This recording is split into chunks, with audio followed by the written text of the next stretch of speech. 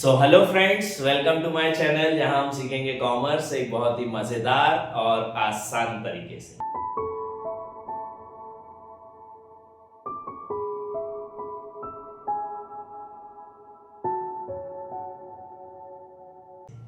इस वाली वीडियो में मैं फॉरेन एक्सचेंज रेट वाला जो चैप्टर है वो कंप्लीट कराऊंगा।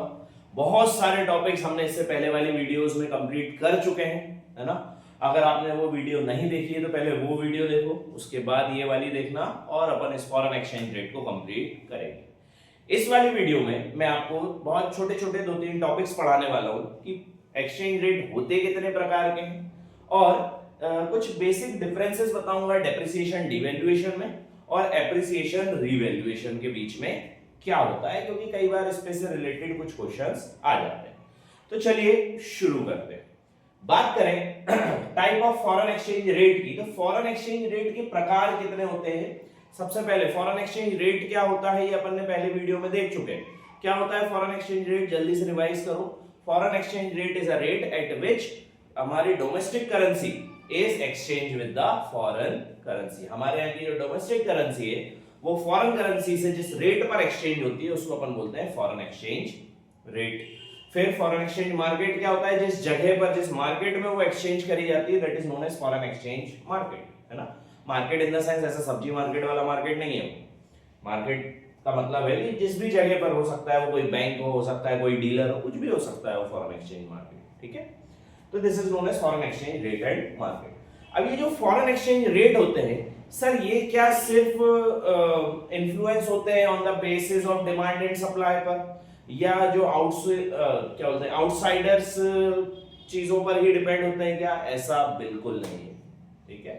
तो ये जो फॉरेन एक्सचेंज होते हैं ये 3 प्रकार के होते हैं और 3 अलग अलग लोग इसको इन्फ्लुएंस कर सकते हैं, या 3 अलग अलग तरीके से ये इन्फ्लुएंस हो सकते हैं। सबसे पहले बात करें that is fixed exchange rate system. Fixed exchange rate system क्या होता है?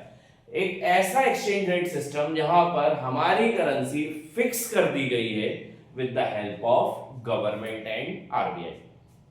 यहां पर गवर्नमेंट और आरबीआई कौन कौन? गवर्नमेंट एंड आरबीआई दोनों मिलकर क्या कर देंगे, हमारी जो एक्सचेंज रेट है उसको क्या कर देंगे?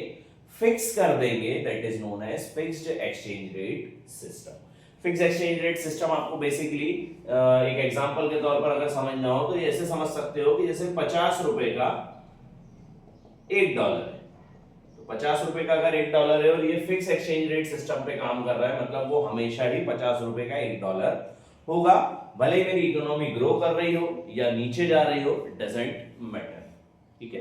That is known as fixed exchange rate system की हमने हमारी करेंसी की वैल्यू जो है वो क्या कर दी है, फॉरेन मार्केट में फिक्स कर दिए कि हम तो इतने ही रुपए पे डॉलर, इतने रुपए पे पॉन्ड्स, इतने रुपए पे येन, इतने रुपए पे यूरो या कोई भी दिरहम, दिनार, व्हाटएवर जो भी है, हम इतने रुपए पर ही एक्सचेंज करेंगे, ना इससे ज्यादा ना इससे कम, ठीक है।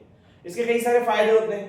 सबसे पहला, किसी प्रकार की पैकिंग एक्टिविटीज नहीं होती। Packing in the sense speculative activities नहीं होती, है ना। स्पेक्युलेटिव एक्टिविटी को अगर आप देखो कि कोई बहुत सारे लोग पैसा इकट्ठा कर लेते हैं और फिर बाद में जब हमारा वैल्यू बढ़ जाती है तो उस समय बेचते हैं, तो इन चीजों पर रोक लगाई जा सकती है, हमारा पैसा फंसेगा नहीं कहीं पर जाकर।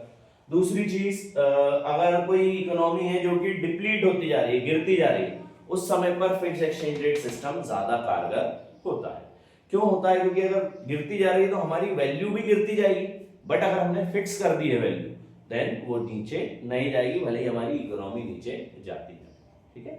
91 से पहले हम भी फिक्स्ड एक्सचेंज रेट सिस्टम का ही टाइप का ही एक सिस्टम यूज करते थे।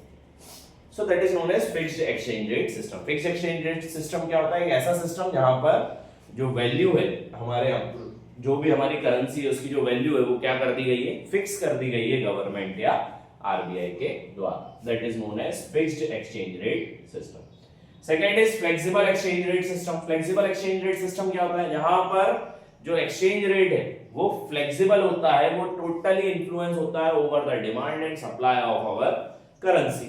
हमारी करेंसी की डिमांड ज्यादा है तो हमारी करेंसी मजबूत होती जाएगी, हमारी करेंसी की डिमांड कम है तो हमारी करेंसी कमजोर होती जाएगी इंटरनेशनल मार्केट में। That is known as flexible exchange rate system. यहां पर गवर्नमेंट या फिर आरबीआई का कोई भी इन्फ्लुएंस नहीं होता है, ये टोटली मार्केट डिटर्मिनेंट्स पर डिपेंड करती है। मार्केट में जैसी वैल्यूएशन, मार्केट में जैसी डिमांड, हमारे मार्केट में जैसी सप्लाई, उस टाइप का हमारा एक्सचेंज रेट होगा।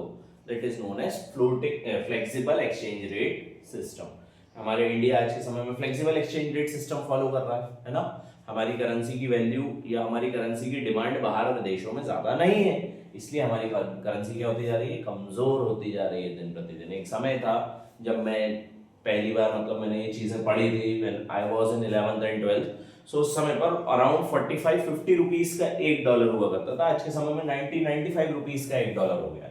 सो हमारी करेंसी है जो है वो क्या होती जा रही है, कमजोर होती जा रही है। That is known as flexible exchange rate system. ये डेवलपिंग कंट्रीज के लिए ज्यादा अच्छा होता है flexible exchange rate system, because जैसे जैसे कंट्री डेवलप करेगी उनकी जो करेंसी है वो भी ज्यादा स्ट्रांग होती जाएगी।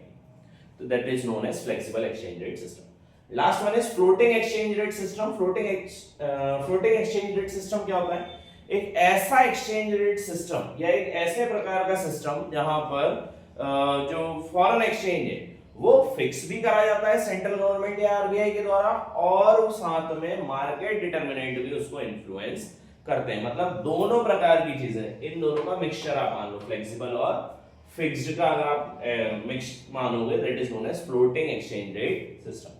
जहां पर हमारी करेंसी जो है वो फिक्स भी कर दी जाती है, प्लस वो थोड़ी बहुत फ्लक्चुएट भी होती है on the basis of flexible exchange rate system. अब सर ये कैसी बात हुई कि फिक्स भी कर दी और मतलब फ्लोटिंग भी हो रही है, ऐसा तो पॉसिबल ही नहीं है। हो सकता है, सपोज मान के चलो गवर्नमेंट ने फिक्सेशन कर दिया है, फिक्स कर दी है करेंसी कि 40 रुपए से नीचे $1 नहीं बिकना चाहिए और 60 रुपए से ऊपर नहीं जाना चाहिए। तो ये हो गया फिक्स कि 40 से नीचे नहीं जाएगा, 60 से ऊपर नहीं जाएगा, और 40 से 60 के बीच में देयर इज 20 रुपीस का gap, that is known as floating exchange rate system. कि अब ये कहीं भी 20 रुपए पे कहीं भी फ्लोट कर सकता है, वो 40 का हो सकता है, 41 का हो सकता है, 42 का हो सकता है, 43, 44, 43, 44, 45, 46, 47, 48, 49, 50, है ना, 51, 52, कुछ भी हो सकता है अप टू 60। तो ना तो वो 60 से ऊपर जा पाएगा, ना ही 40 से नीचे जा पाएगा, तो फिक्स हो गया। उसके अलावा 41 से लेकर 59 तक वो कहीं पर भी फ्लोट कर सकता है, तो फ्लोटिंग भी हो गई, that is known as sorry वो फ्लेक्सिबल भी हो गया। ठीक है, तो फ्लेक्सिबल भी हो गया, that is known as fixed and flexible exchange rate system और फ्लोटिंग एक्सचेंज रेट सिस्टम। ये तीन प्रकार के एक्सचेंज रेट सिस्टम होता है जो कोई भी कंट्री डिपेंड कर सकती है जिसके ऊपर। फिक्स्ड, जहां पर गवर्नमेंट और आरबीआई के द्वारा हमारी जो करेंसी की वैल्यूएशन है वो फिक्स कर दी गई। फ्लेक्सिबल, जहां पर हमारी करेंसी की वैल्यूएशन टोटली डिपेंड करती है मार्केट फोर्सेस पर। और फ्लोटिंग एक्सचेंज रेट सिस्टम, जहां पर फिक्स भी कर दिया जाता है और मार्केट फोर्सेस भी उसको इन्फ्लुएंस कर सकती है, that is known as floating exchange rate system. ठीक है, अब आते हैं, हमने पढ़ चुके हैं करेंसी डेप्रिसिएशन। करेंसी डेप्रिसिएशन क्या होता है, करेंसी की वैल्यू में कमी आना due to any of the market activity, उसको अपन बोलते हैं करेंसी डेप्रिसिएशन। मेरी करेंसी की वैल्यू कम हुई क्योंकि मेरी करेंसी की मांग बाहर ज्यादा नहीं थी, that is known as currency depreciation. Market forces की वजह से हुई।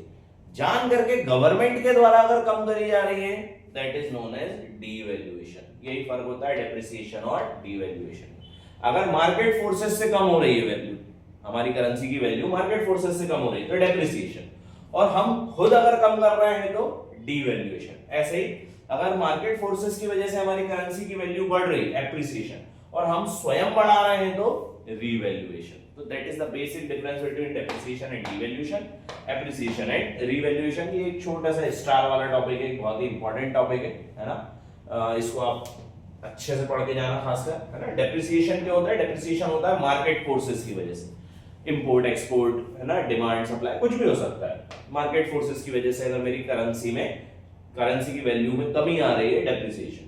हम गवर्नमेंट या आरबीआई स्वयं कम कर रही है, डीवैल्यूएशन। ऐसे ही इसका उल्टा एप्रिसिएशन और डीवैल्यूएशन। मार्केट फोर्सेस की वजह से हमारी करेंसी बढ़ रही है, रीवैल्यूएशन, और हम जबरदस्ती हमारी करेंसी की वैल्यू बढ़ा रहे हैं, सॉरी एप्रिसिएशन, और हम जबरदस्ती बढ़ा रहे हैं, revaluation. That is known as depreciation, devaluation, appreciation and revaluation. यहां पर हमारा पूरा चैप्टर खत्म हुआ। 2 वीडियोस में हमने ये वाला चैप्टर भी कंप्लीट किया, 4 वीडियोस मैंने कंप्लीट करा चुका हूं आपको, 2 पीओपी की, 2 फॉरेन एक्सचेंज रेट की। 4 वीडियोस में 6 नंबर का पूरा सिलेबस में कंप्लीट करा दिया है। इसी प्रकार से मनी और बैंकिंग की भी वीडियोस में डाल चुका हूं। इसी सेम टाइप से 40 नंबर की मैंने आईडी की एक पूरी सीरीज भी डाल चुका हूं, जिसमें 12-13 वीडियोस में मैंने पूरा आईडी कवर करा। तो जल्द से जल्द जाकर वो वीडियोस देखो, अपने दोस्तों को शेयर करो वो सारी वीडियोस, फॉलो करो चैनल को, सब्सक्राइब करो चैनल को, बेल आइकन दबाओ और please supporting me. All the best for your final exams. Thank you so much.